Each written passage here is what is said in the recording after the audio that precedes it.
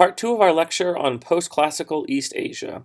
In part 1, we had talked about the philosophical and religious systems of East Asia. At this time, we had talked about the introduction of Buddhism and Confucianism and Taoism. And then we also talked about the China acting as a hearth area. It's spreading its ideas to Japan, Korea, and Vietnam. So in part 2, this is all political. We're going to talk about the Sung dynasty, which goes from 960 to 1279 CE. So number 1, administration. So Sung dynasty, of course, is in East Asia, and they are going to be very traditional in their running of the government. It's going to be very centralized, with an emperor at top. Now, in order to be centralized, the emperor cannot run everything himself. He has to trust some people to run the provinces for him, because China is just too big of a place. And so I'm just going to kind of randomly, divide Sung China up into provinces. So let's say that these are the provinces, and each one, right, is going to be run by a governor. But if you're the Chinese emperor and you really want to centralize and have all the power, you do not want to let nobles be in charge of the provinces, because nobles have their own land, they have their own power base, and if you put them in charge of a province, they may use the control of that province to build up power over time and eventually rebel against you. And because nobles are always wanting decentralization instead of centralization.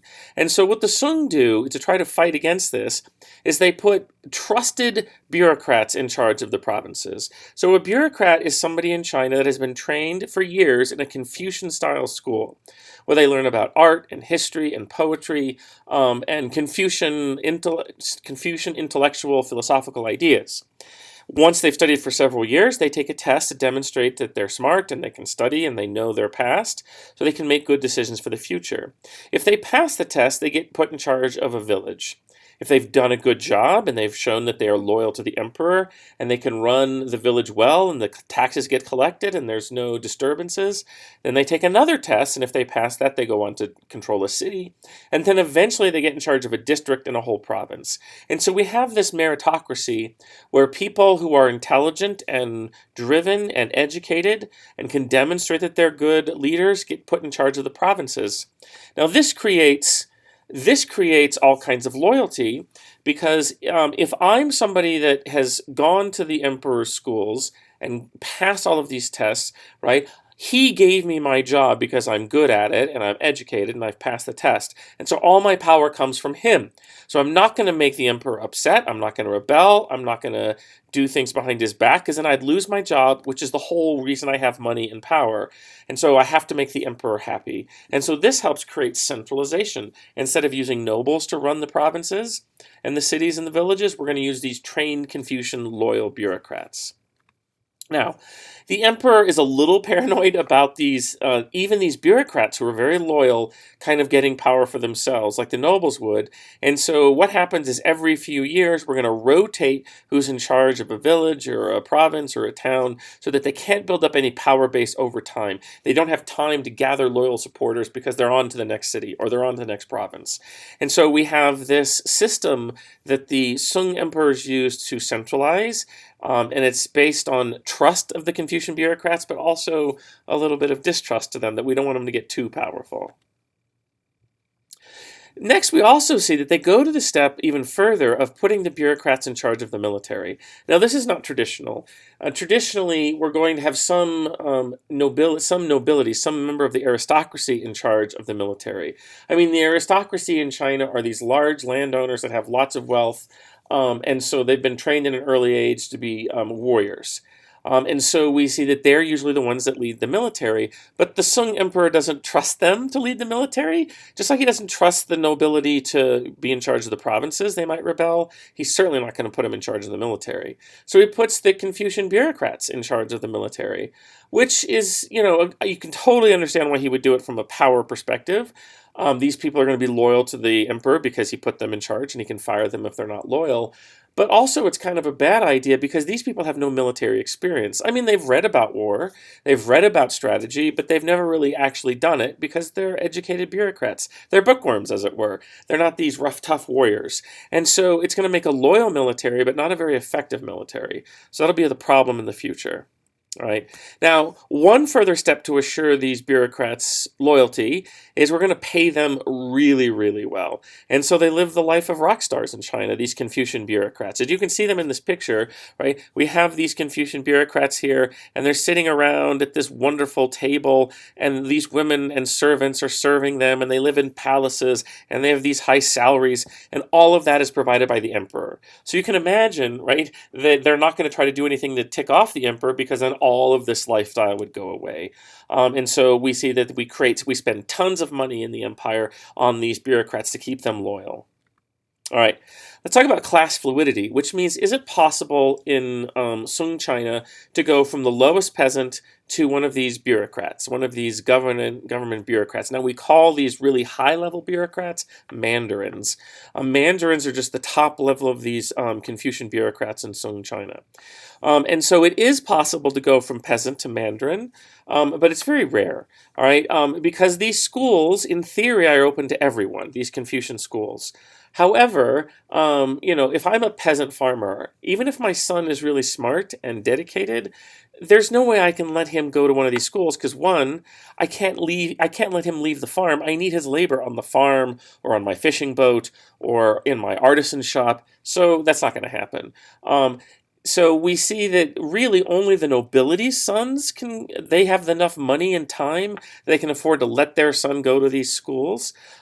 Now, sometimes if you're a Chinese Confucian bureaucrat and you're a mandarin, you have all this money, you might see a young, deserving, poor boy who has lots of promise. And so you might sponsor him to go through these schools and pay his father to look, here's some money for your son. I'm going to help him get trained. And so that sometimes happened that you could rise up. But mostly it is going to be the rich merchant's sons who could rise up into the bureaucracy or the nobility's sons. Right. So what we see here in this picture so it is open to all classes, but we explained. So in this picture, these are all testing booths. And so after you've studied for years to pass one of these Confucian exams, they put you in one of these booths for about 3 days, and you just take your tests. And they bring you food and water. They give you a chamber pot to go to the bathroom in, but you're not allowed to leave. And if you find outside your booth, you're considered cheating, and that means that's it for your career.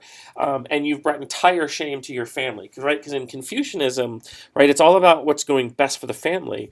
And if your family has a Confucian bureaucrat for a son, that's tremendous pride for the family because now you eventually will take your tests and go up through the ranks, and you then could be a very powerful man in charge of a whole province, maybe in charge of an army, and that brings all kinds of honor to the family. And so there was tremendous pressure not to cheat, but there also was tremendous pressure to be successful as a student.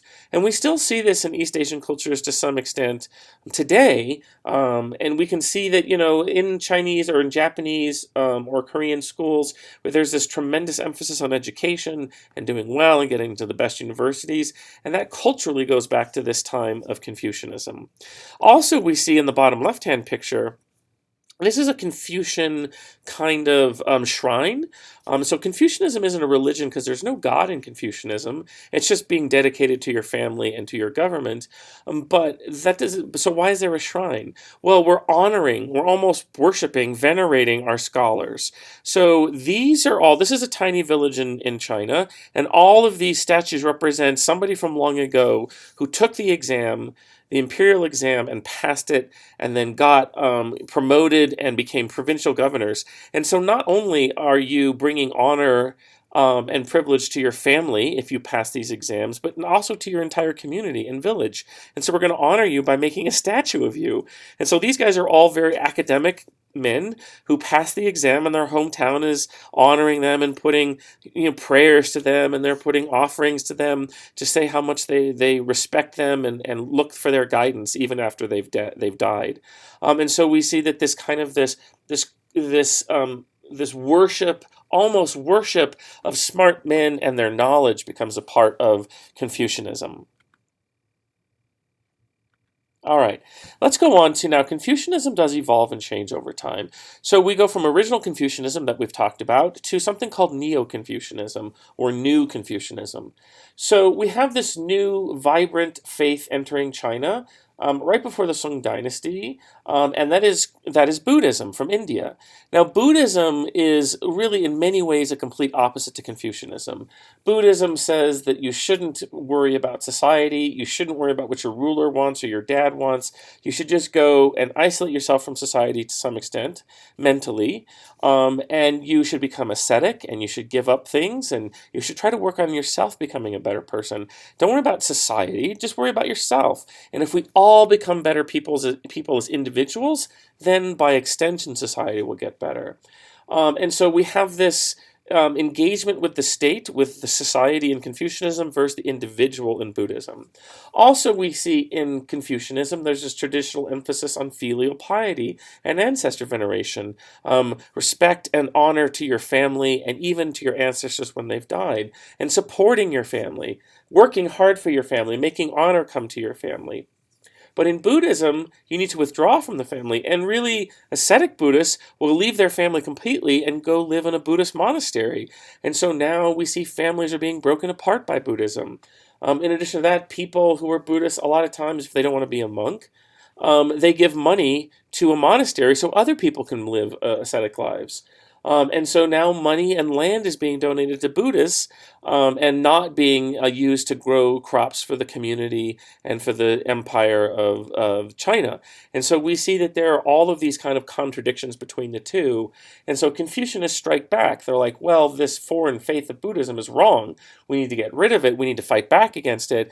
And so how can we prove we're not Buddhists? I know, we'll be super Confucian. We'll really go back to our roots of Confucianism and really emphasize Confucianism to show that we are not Buddhists. And so they're trying to promote traditional Chinese culture. And so we see people study even more the Confucian Analects, which is what Confucianist thoughts are written down in. We see even greater filial piety, which means, like, here's an example. Instead of just your parents can beat you if you don't do what they say because you're supposed to show them respect, or if you bring dishonor to the family, now parents can execute their children if they bring dishonor to the family. And so we're just raising the level of dedication to the family.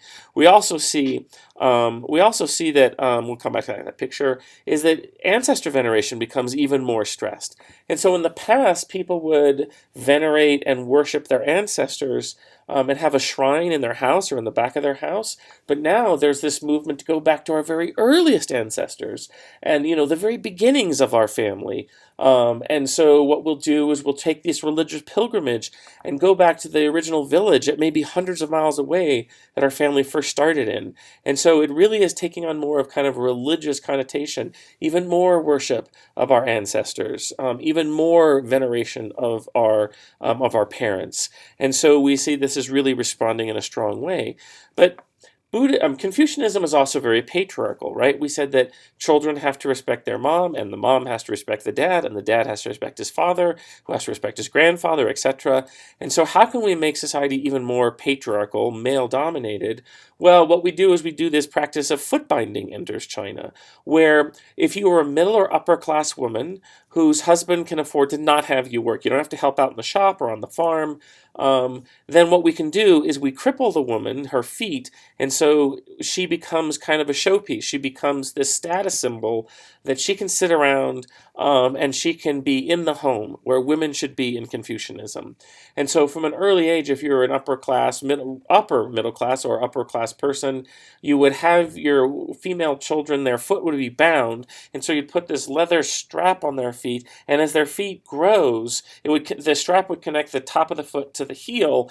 But as their body grows, this leather strap doesn't let their foot grow normally, and so it breaks.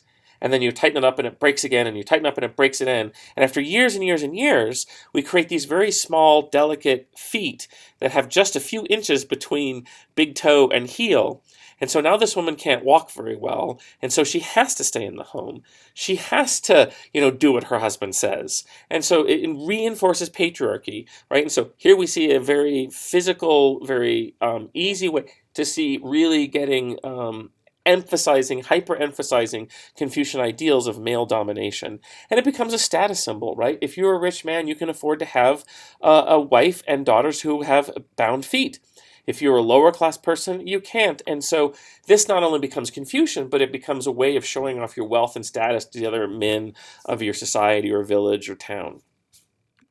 All right, so let's now talk about the decline of the Sung dynasty. And as we typically see, whatever kind of helps you be great and long-lasting sometimes will lead to your decline.